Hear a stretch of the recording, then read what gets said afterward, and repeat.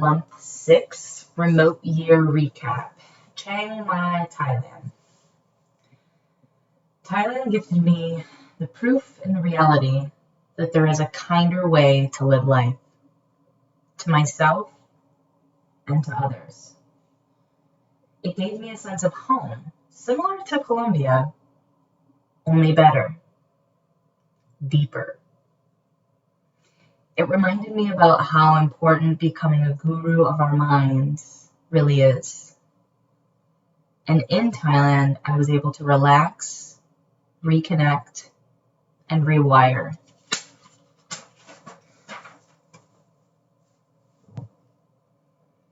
It's plane ride number 2 of the voyage from Thailand to Japan. I can't help but feel a bittersweet disappointment in leaving Chiang Mai so soon.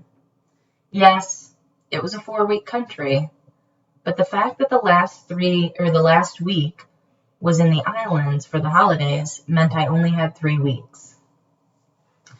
Thailand opened my eyes in a lot of ways, but my biggest appreciation would be how respectful the people are. The level of kindness, politeness, and intentionality with respect made me be more aware of who I was being.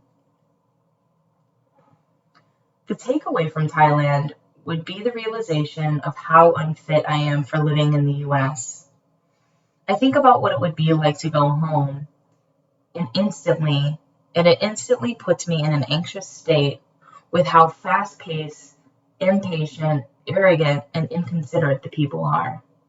Not saying that all people are, but the mode and method of how people in the US live just isn't in alignment with what or how I am about to live my life. Food? Holy shite. Delicious all around. There's so many flavors, textures, colors, and spices. The average local meal is about 60 baht, which is just under $2 US.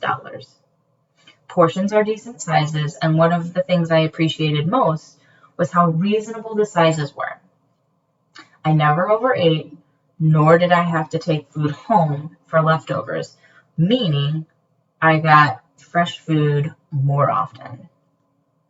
If you go to Thailand and you are spending more than $5 per meal, you are going to more westernized spaces. And so, just a side note, right? Like, when you go to more westernized spaces, you are putting the local businesses and traditional Thai restaurants out of business. So just keep that in mind, right? Like, it's not to say that you can't go to a westernized space, but if you're spending more than $5 on a delicious meal that's gonna keep you satiated for the next 3 to 4 hours, go to a more local place. Don't put them out of business. My belief work has been about being kind to myself and really getting clear through conversations on how to get in front of more men and engineers to get them to experience coaching so I can support them in their mental and emotional well-being. It's not been about why or if I can or if I want to.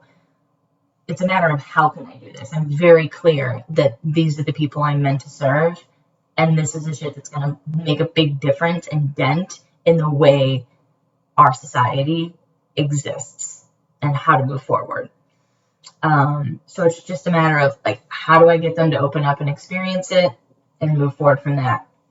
Another thing in belief work, or that I've kind of been enlightened on, is who I want in my life and not getting caught up with how I can have them.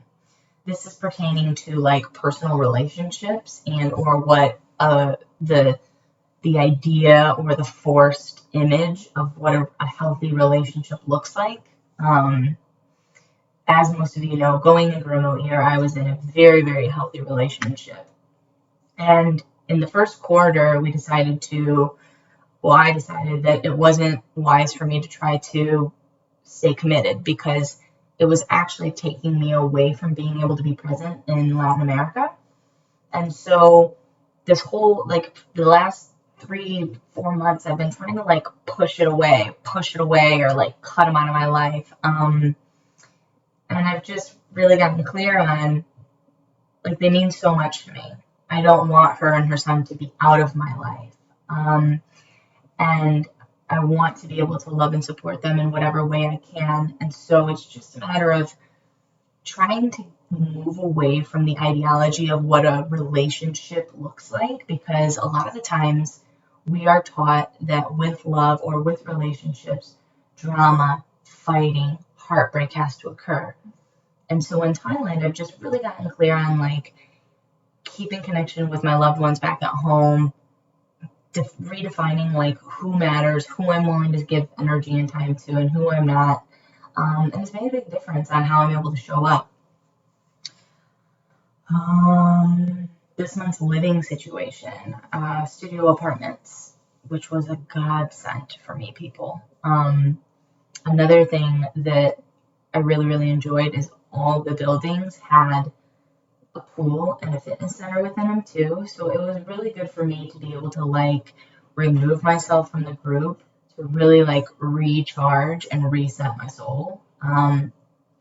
When I get alone time, I am able to show up way better as a human for myself, my family, my travel buddies, and my clients. So also that understanding, like, yes, I'm an introvert, and where I've been better at getting smaller situations, still having smaller group dynamics on a consistent basis still doesn't help. Like, I need alone time.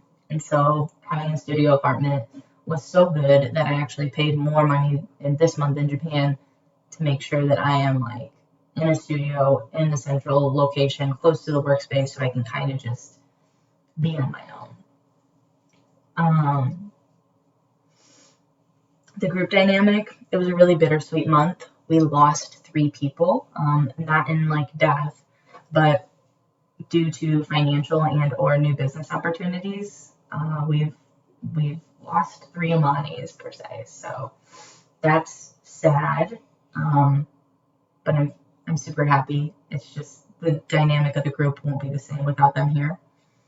In addition, there's officially 3 couples in the works. So I'm both happy and very intrigued to see what lies ahead for all of these beautiful souls. My most special moments in Thailand include going to work in all the little adorable cafes, walking through the night markets, going to the cinema twice, beach days at the island, conversations with strangers, and definitely scooting, like motorbiking all over Koh Tao. It was the first time I had ever drove a scooter, and it was super fun. Things I'd like to focus on. Creating content. I just want to get more content out there. I want to be more present and like allowing people to see my face, hear my voice. Exercising my body, right? Movement. Continuing to meditate daily. I've been doing that and it's been super refreshing. And then creating some special memories with these beautiful people, since it is my last month with the program as well. I have decided to opt out due to financial reasons and just the fact that I love Southeast Asia. I don't want to go to Europe just yet. What am I most excited for in Japan? Winter. Winter, not in Chicago. Like, get me a winter, give me some cool weather, maybe some snow. I'll take rain at this point. But just having some cooler weather. I miss the seasons for sure. Japanese whiskey, the bullet train, and then obviously all these fantastic toilets that have many features that leaving the restroom feeling fresh and fulfilled in that experience. So that's what I have for Thailand. I do plan to transition to Malaysia to get back down there with the group. And then that will likely be my last monthly recap.